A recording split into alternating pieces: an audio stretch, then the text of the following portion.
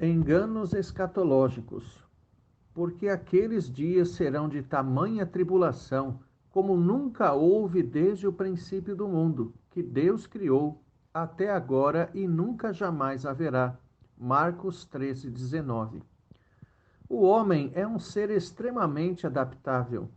Percebemos que habita todo tipo de terreno e clima, desde o Ártico gelado até as caravanas de berberes e beduínos no Saara, desde as aldeias quéchuas no alto dos Andes até os aborígenes nas planícies australianas. Realmente o ser humano encheu a Terra. No entanto, a capacidade de adaptação humana não está ligada apenas às questões geográficas e climáticas, mas também em relação a situações e comportamentos. Especialmente quanto a estes, é necessário tomarmos muito cuidado à medida que o tempo passa e o fim se aproxima. No texto em epígrafe, Jesus nos exorta a cuidarmos de nossas concepções, que sejam elas bíblicas, para que não venhamos a dar guarida a qualquer proposta apóstata. Lembre-se que apostasia não quer dizer afastamento da igreja, mas da verdade. Os últimos dias serão tempos de crentes apóstatas, se tal categoria existe. Pessoas que serão assíduos frequentadores de igreja, mas seguidores de ensinamentos humanos, longe daquilo que se vê na palavra. Consequentemente, estarão distantes do Deus verdadeiro. É por isso que Jesus adverte: então, se alguém vos disser, eis aqui o Cristo, ou ei-lo ali, não acrediteis, pois surgirão falsos cristos e falsos profetas, operando sinais e prodígios, para enganar, se possível, os próprios eleitos.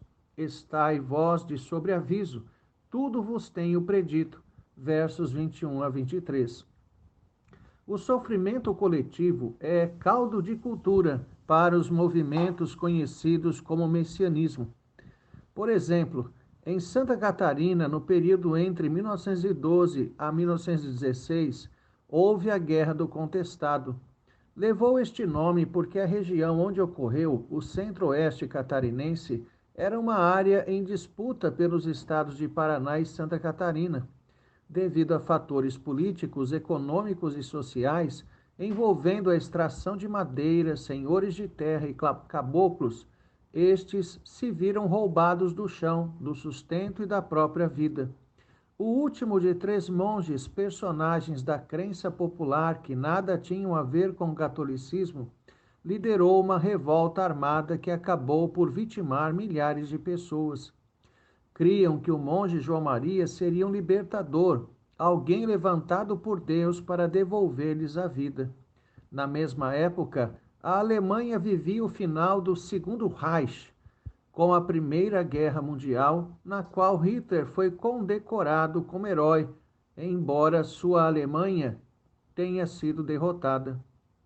Todavia, habilmente soube, depois, utilizar a esperança messiânica para personificar o Salvador da Alemanha e estabelecer o Terceiro Reich. Reich é igual a reino.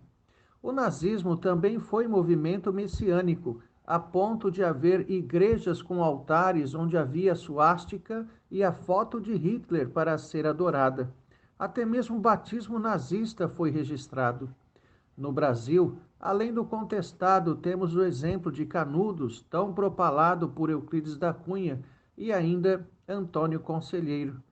Em outros lugares do planeta, outros exemplos mostraram o quanto o sofrimento coletivo gera a expectativa de alguém que resolva a situação, um Messias, um Salvador ou libertador. Por isso, o verdadeiro Cristo adverte: o sofrimento será tão intenso que haverá falsos cristos, falsos profetas, que pregarão o que o povo quer ouvir e prometerão os anseios do coração humano. Eles operarão sinais reais, Deus o permitirá, para iludir a muitos. Tamanha será a influência e o poder de convencimento de tais falsários que, se possível fosse, até mesmo os escolhidos seriam iludidos. O ser humano se deixa convencer pelo suposto sobrenatural. Na verdade, a maioria dos homens tende a acreditar que o sobrenatural é igual ou procede sempre de Deus. Em outras palavras, fez um milagre, algum sinal, é da parte de Deus. Tal associação é utilizada pelo diabo exatamente para desviar os homens da verdade divina. O que vemos hoje quanto a sinais é como uma simples propaganda do filme que estará em cartaz não muito depois destes nossos dias. Vários anticristos já surgiram, diz o apóstolo João. Quanto a Hitler, sem dúvida, um componente ilustre dessa lista, é interessante observar como alguns sinais lhe foram atribuídos, como enfrentar saraivadas de balas e não ser atingido, escapar ileso de explosões e atentados. Outros ainda surgirão, e haverá o anticristo, aquele que se levantará e liderará o mundo contra o verdadeiro Cristo. Será que percebemos como o mundo se torna cada vez menor, interligado e unificado? O que dizer de tantos conceitos anticristãos e a hostilidade crescente ao cristianismo no mundo, mesmo a aberta perseguição? São sinais dos tempos. É o raiar do último dia. Tomemos cuidado para não nos deixarmos levar pelo sofrimento e acabarmos por admitir coisas diametralmente opostas à Escritura e ao verdadeiro Cristo. Não autentiquemos pessoas ou doutrinas pelos seus resultados, mas tão somente pela aprovação diante do padrão da verdade deixada para nós por Jesus, as Sagradas Escrituras. Lembremos que o verdadeiro Cristo está nos céus, e quando voltar, não será para revelar ou realizar coisa alguma concernente a essa história, mas para pôr um fim ao pecado e ao tempo de iniquidade dos homens. Maranata, venha logo, Senhor Jesus. Tenha um excelente dia na presença de Deus, Reverendo Jair de Almeida Júnior.